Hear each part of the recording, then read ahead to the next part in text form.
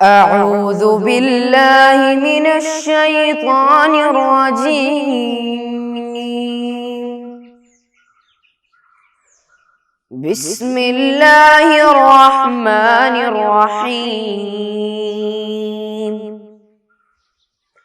الحمد لله رب العالمين. الرحمن الرحيم. مالك يوم الدين. إياك نعبد وإياك نستعين. اهدنا الصراط المستقيم. صراط الذين أنعمت عليهم غير المغضوب عليهم ولا الضالين.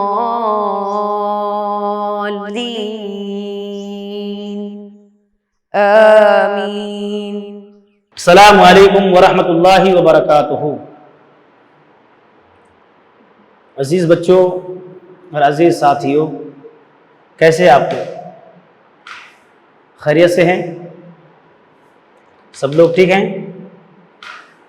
آپ کے دوست احباب، آپ کے گھر والے، آپ کے جو گھر میں جو فرینڈس ہیں، سب لوگ ٹھیک ہیں؟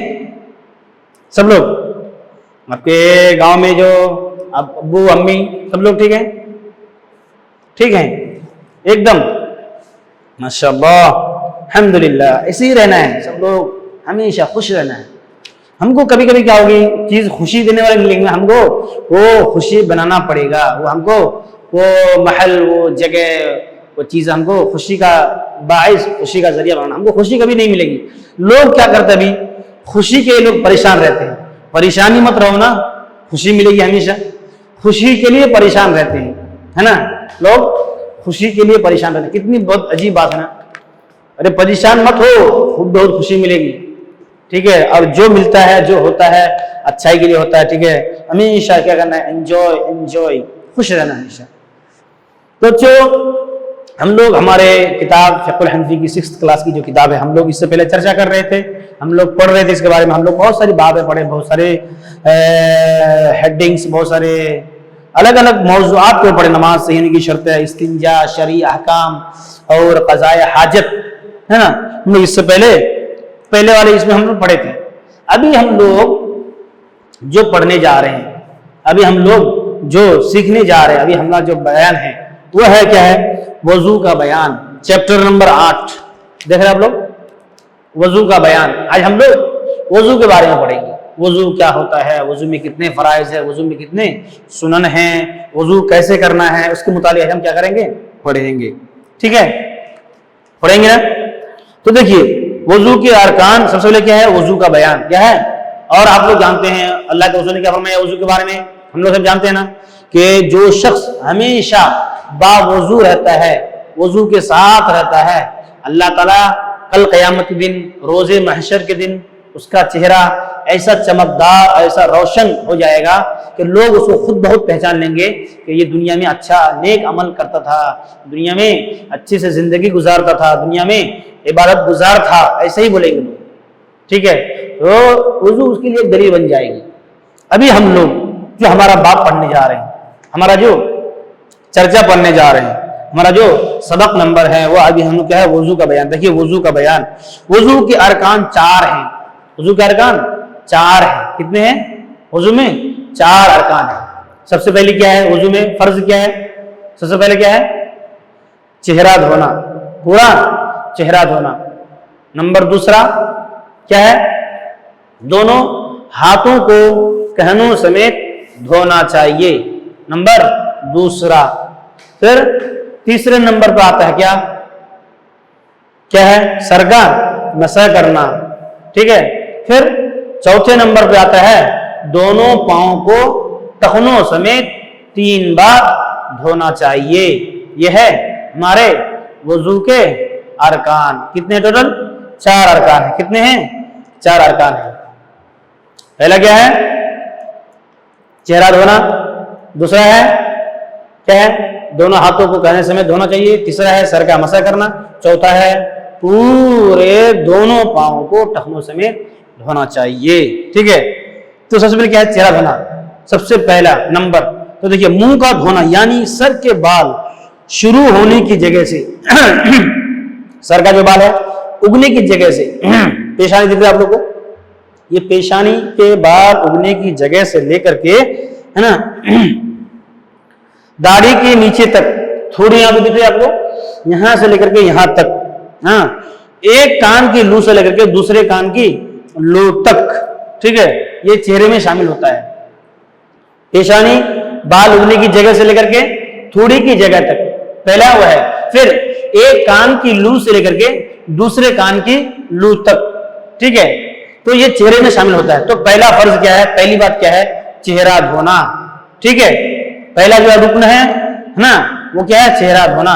پھر دوسرا نمبر جو دوسرا ہے وہ کیا ہے، دونوں ہاتھوں کو کہنوں سمیت 3 بار دھونا چاہیے، ٹھیک ہے، یہ دونوں ہاتھ دکھ رہا ہے آپ لوگ کو، یہ کہنی ہے، یہ دونوں ہاتھوں کو کہنوں سمیت 3 بار دھونا چاہیے، ٹھیک ہے۔ پھر اس کے بعد دیکھیے چوتھائی سر کا مسح کرنا، نمبر دوسرا بھی ہو گیا، اب نمبر تیسرا دیکھیے چوتھائی سر کا مسح کرنا، یعنی ہمارا جو سر ہے، سر کو اگر 4 حصوں میں اگر تقسیم کیا جائے، اگر 4 حصوں میں اگر ڈیوائڈ کیا جائے تو ایک حصہ کم از کم کیا کرنا ہے، فرض ہے کیا کرنا، مسح کرنا۔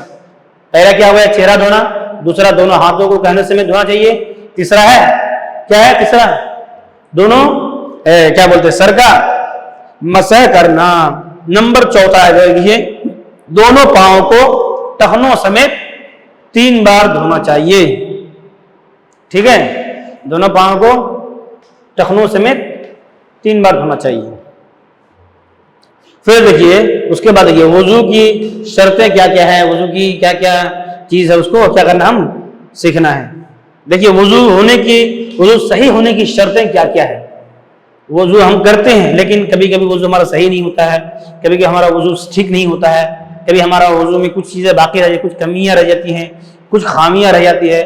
اس کی وجہ سے ہم کیا کرنا ہے، وضو کو صحیح ہونے کے لیے کیا کیا کرنا، دیکھیے تمام جلد کو پاک پانی سے دھونا، تمام جلد کو پاک پانی سے ہم کو دھونا چاہیے، ٹھیک ہے، تمام جلد کو، تمام جو ہمارا جو چاہے وہ چہرہ کا ہو، چاہے وہ دونوں ہاتھ ہو، چاہے وہ دونوں پیر ہو، ٹھیک ہے، تمام جلد کو پاک پانی سے دھونا چاہیے، اس کی شرط ہے۔ پھر ایسی چیزوں کو دور کرنا جو وضو کے منافی ہو، جو وضو سے کیا ہو اس سے کیا ہو تھوڑا دور رکھتا ہو، ایسی چیزوں کو بھی ہم کو کیا کرنا ہے، ہم کو ایسی چیزیں ہم کو ختم رکھنا ہے، ایسی چیزیں ہم کو دور رکھنا ہے۔ پھر اس کے بعد ہے جیسے حیض، عورتوں کو حیض آتا ہے، نفاس ہے نا، ہمارے جو گھر میں عورتیں ہوتی ہیں ان کو حیض آتا ہے، نفاس آتا ہے، استحاضہ آتا ہے، یہ سب چیزیں عورتوں کو آتی ہیں۔ پھر اور حدث سے بھی کیا ہونا ہے، سب سے چیزوں سے کیا رہنا ہے، دور رہنا ہے، تب جا کے ہمارا کیا ہوگا، وضو صحیح ہوگا۔ اگر یہ چیزیں اگر صحیح نہیں ہوگا، ایک عورت کی آتی ہے حیض آتا ہے، نفاس آتا ہے، پھر اس کے بعد وہ وضو کرتا ہے تو وضو صحیح نہیں ہوگی، کیوں؟ کیونکہ وضو صحیح ہونے کے لیے پاک ہونا چاہیے، حدث اصغر ہو یا حدث اکبر ہو یا پھر کیا ہو، حیض ہو یا نفاس ہو، ان چیزوں سے کیا ہونا، ہم کو ان چیزوں سے دور رہنا ہے، ان چیزوں سے پہلے خالی ہونا ہے، تب جا کے ہمارا وضو کیا ہوگا، صحیح ہوگا۔ اگر یہ چیزیں اگر ہمارے اندر پائی جاتی ہے تو پھر وضو صحیح نہیں ہوگی، ٹھیک ہے۔ پھر اس کے بعد دیکھیے ایسی چیزوں کو دور کرنا جو پانی کو جسم میں پہنچنے سے روکتی ہو، جیسے موم اور چربی وغیرہ ہے نا، ایسے پانی کا یا ایسے لوگوں سے کیا کرنا ہے، دور رکھنا ہے، جیسے چربی وغیرہ کیا کرنا ہے، اس کو دور کرنا پہلے۔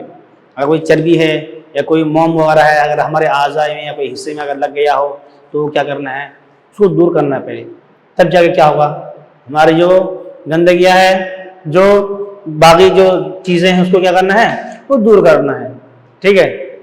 ابھی اگر مثال کے طور پر کیا ہے، کوئی اسٹیکر لگا ہوا ہے یا کوئی ہم لوگ کبھی کبھی کچھ چیزیں کوئی کھاتے ہیں، چاکلیٹ یا کچھ چیگم وغیرہ کھاتے ہیں تو وہاں کے اسٹیکر رہتے ہیں، وہ لگا دیتے ہیں، لگانے کے بعد وضو کریں تو وہاں تک پانی نہیں پہنچے گا، ٹھیک ہے۔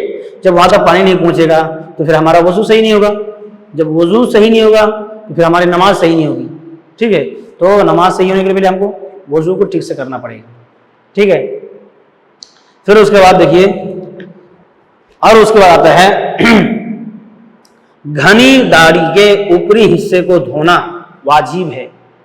اگر کسی کو کیا ہے، جب چہرہ دھوتے ہیں تو ہم نے بار بار یہ کہا کہ مطلب ایک کان کی لو سے دوسرے کان کی لو تک، پیشانی کی جگہ سے لے کر کے تھوڑی کی جگہ تک کیا کرنا، ہم کو وہ بال کو ہم کو کیا کرنا ہے، دور رکھنا ہے، اور وہ سب ہم کو کیا کرنا ہے، اچھے سے دھونا ہے۔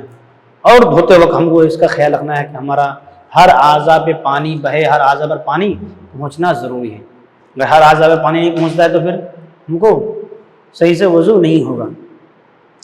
دیکھیے، گھنی داڑھی کے اوپری حصے کو دھونا واجب ہے۔ اگر جس کو بہت زیادہ کیا ہے، ایکدم کثرت سے بہت گھنی داڑھی ہے، گھنا، کبھی کبھی کسی کو بہت پتلی داڑھی ہوتی ہے، کبھی کسی کو گھنا داڑھی ہوتی ہے، وہ داڑھی ہوتے ہم کو کیا کرنا ہے، اچھے سے کیا کرنا ہے، اس کو بھگانا ہے، اس کو صحیح کرنا ہے، ٹھیک ہے۔ پھر اس کے بعد ہے خفیف داڑھی کے جلد تک پانی پہنچانا واجب ہے، چاہے وہ کم داڑھی والا ہو یا وہ زیادہ داڑھی والا ہو، اس کو بھی کیا کرنا، پانی پہنچانا ضروری ہے۔ اگر پانی نہیں پہنچے گا تو وضو صحیح نہیں ہوگی، ٹھیک ہے۔ تو اس کو ہم تک بھی پانی پہنچانا ضروری ہے۔ بہت لوگ کیا کرتے ہیں، صرف ایسے ہی پانی اٹھا کر گالی صرف چہرے کو مار لیتے ہیں، پورا چہرہ دھونا اچھے سے۔ اور پانی کو جب ہم لیتے ہیں تو پانی ایسا نہیں مارنا ہے، بلکہ یار ہم لوگ وضو کا آداب میں پڑے ہیں، پہلے دونوں ہاتھوں کو دھونا ہے، پھر کلی کرنا ہے، پھر ناک میں پانی چڑھانا ہے، پھر کیا کرنا ہے، غلغلہ کرنا ہے، پھر اس کے بعد پورا چہرہ دھونا ہے۔ جو وضو کی یہ ترتیبات ہیں، اور اس سے پہلے تسمیہ پڑھنا ہے، تعاوذ پڑھنا ہے، کوئی اچھے برتن میں پانی لینا ہے، کوئی اونچی جگہ پر بیٹھنا ہے، یہ سب وضو کی سنتیں ہیں، ہے نا۔ ہم لوگ ایسے پڑھے تھے۔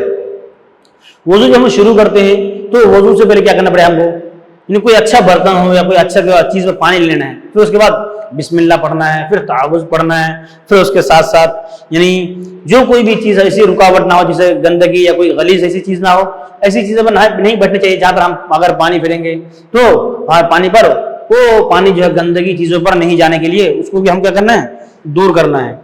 پھر اس کے بعد دیکھیے، چہرے کے دائرے سے لے کر کے لگے ہوئے لمبے بالوں تک پانی پہنچانا ضروری نہیں ہے۔ کبھی کبھی کیا ہوگا، پورا ہمارا جو چہرہ ہے نا، یہ پورا ہمارا فیس ہے، دیکھا آپ لوگوں کو، یہ پورے چہرے پر کیا کرنا ہے، ہر جگہ کبھی کبھی کیا ہوگا، بال رہے گا تو ہر جگہ پر کیا کرنا، پانی بہانا تو کوئی ضروری نہیں ہے۔ پھر اس کے بعد تنگ انگوٹھی حرکت دینا واجب ہے۔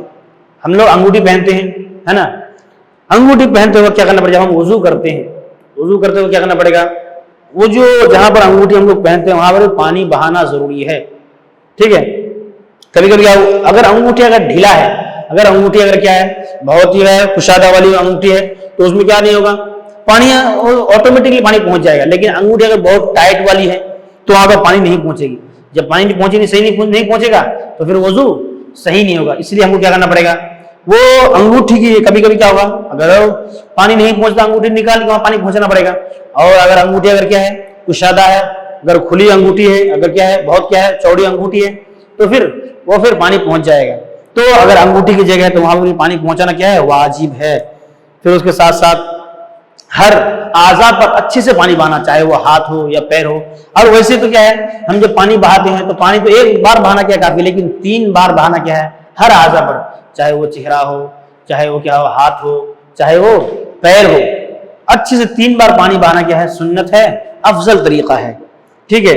اور پریشانی کا باعث ہو تو اس پر جو دوائی لگی ہو اس پر پانی بہانا کافی ہے۔ مثال کے طور پر کیا ہوا، کبھی کبھی کوئی اعضاء یا کوئی حصہ کٹ گیا ہو اور وہاں پر دوائی لگائے ہیں تو آپ وضو بنانے جاتے ہیں، تو وضو بنانے جب آپ بیٹھیں گے تو وہ جو حصہ ہے، جو کٹا ہوا حصہ ہے، تو کیا کریں گے، وہاں پانی بہاتے ہوا کیا کرنا ہے اس کو، مثال کے طور پر ایسا ہے کہ اگر وہاں پانی پہنچائیں گے تو بیماری بڑھ جائے گی یا پھر اس سے درد محسوس ہوگا یا وہ بیماری زیادہ بڑھنے کا امکان، تو اس حالت میں کیا کرنا ہے، وہاں پر وہ پانی نہیں بہانا بلکہ پانی لے کر کے کیا کرنا ہے، ہاتھ میں پانی لے کر کے اس میں مسح کر دینا، اس کے اوپر صرف ہاتھ پھیر دینا ہے، وہاں تک پانی پہنچانے کی ضرورت نہیں۔ اگر کٹا ہوا ہو یا کوئی گھاؤ وغیرہ ہوا ہو یا کوئی زخم وغیرہ ہو گیا ہے تو وہاں پر پانی کی بہانے کی ضرورت نہیں ہے، بلکہ وہاں پر صرف کیا ہے، اگر آپ کیا کرتے ہیں، وہاں پر پانی لے کر کے وضو کا پانی لے کر کے ہاتھ پھیر دیتے ہیں، صرف وہی کافی ہے، ٹھیک ہے۔